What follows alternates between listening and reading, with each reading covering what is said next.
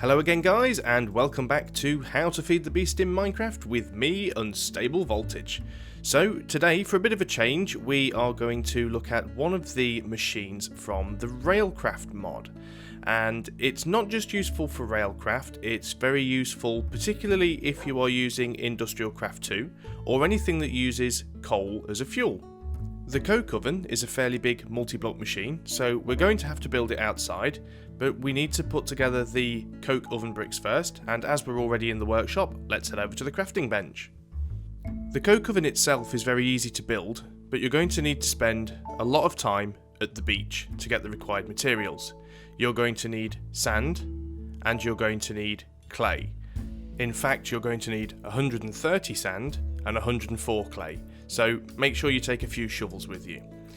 So the first thing you actually want to do is take the clay and put that in your furnace and smelt it down, and eventually that clay will smelt into a brick. There we go, we have our brick. And in a crafting table, the recipe is 4 bricks, north, south, east and west, and then 5 sand in the remaining 5 spaces. That will give you a coke oven brick. Now as you can see there, it says multi-block 3x3x3 hollow, which is the actual coke oven itself. So in total you are going to need 26 bricks, 9 for the bottom layer, 9 for the top layer, and 8 for the middle layer as it's hollow. So let's pop outside and put it together. Okay guys, so I've made some more space out here at the back of the workshop next to where we built the glacial precipitator last episode, and I've built another iron tank. The reason for that will become apparent later. So what I need to do now is build my coke oven. So let's pop it down about here, I think will be fine. So the bottom layer, 3x3, and is a solid layer, so there's the first 9 blocks. The second layer, 3x3 with a hollow in the middle. So that's going to be 8 blocks, which gives us 9 remaining if we build the full 26. And that will allow us to make 9 on the top layer, which is solid. Now before I put that corner in, as you notice, if you look at the sides, they just look like plain brick. The moment the last block goes in, you'll see this little window appear, and it appears on all sides. So once that window's there, you know the block has worked. If you want to move it, you can break these blocks with any pick, and it will just turn back into a normal coke oven block. Now, what's the point of this? Well, it's quite useful. It uses coal as a resource, so we're going to put coal in here in the left-hand side. Now, it does take quite a while for it to actually smelt the coal down. In fact, it takes more than a couple of minutes to process a single piece of coal, and it takes about 2.5 hours to process an entire stack. So I'm going to come back to that in a few minutes and see what's happened. Alright then guys, it's been about 5 minutes. I've been to check on my bees and make sure they are still working, so let's have a look at the coke oven and see what's happening. So as you can see, we've only managed to produce 2 coal coke in that 5 minutes, which is about right. Now, why do we want coal coke? Well, it's a brilliant source of fuel. If you look at a piece of normal coal, it produces 4,000 energy units at 10 energy units per tick in a generator. And if you look at coal coke, it produces 16,000 energy units. So one piece of coal coke provides 4 times the amount of energy as one piece of coal. And most machines that use coal can use coal coke instead. So if you're burning coal as a source of fuel, the best thing to do is to build one of these, put the coal in it first, and the resulting coal coke will last you 4 times as long. The only downside, of course, is it does take quite a while to actually turn the coal into coal coke.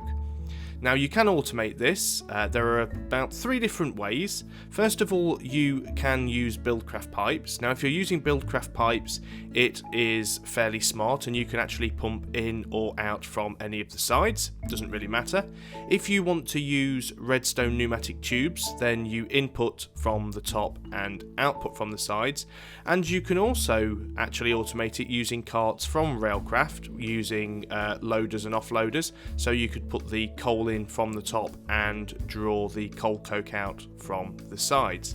Now, one other thing you will notice here is we have this tank which is filling up with creosote oil. Now it will hold 64 buckets of creosote oil, and you get half a bucket, so 500 millibuckets for every piece of coal you turn into coal coke. So you'll get through 2 stacks of coal to fill this internal tank.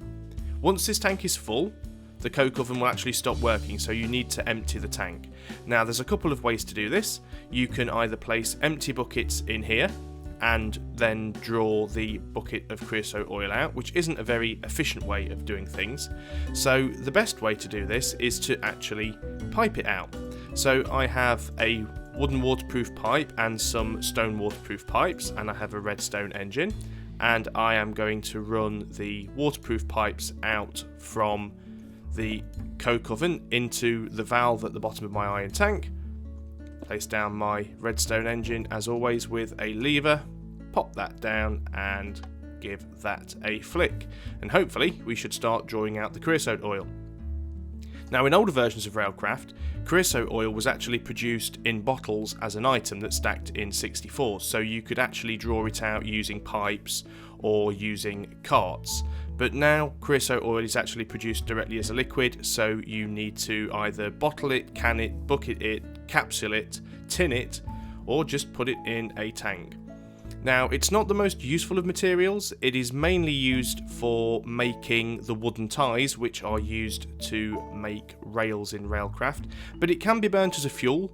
However, it's not really a very efficient fuel, so I wouldn't recommend that. So if you want to keep it for the use with Railcraft rails. If you've got no interest in building rails, it's probably not going to be that useful to you.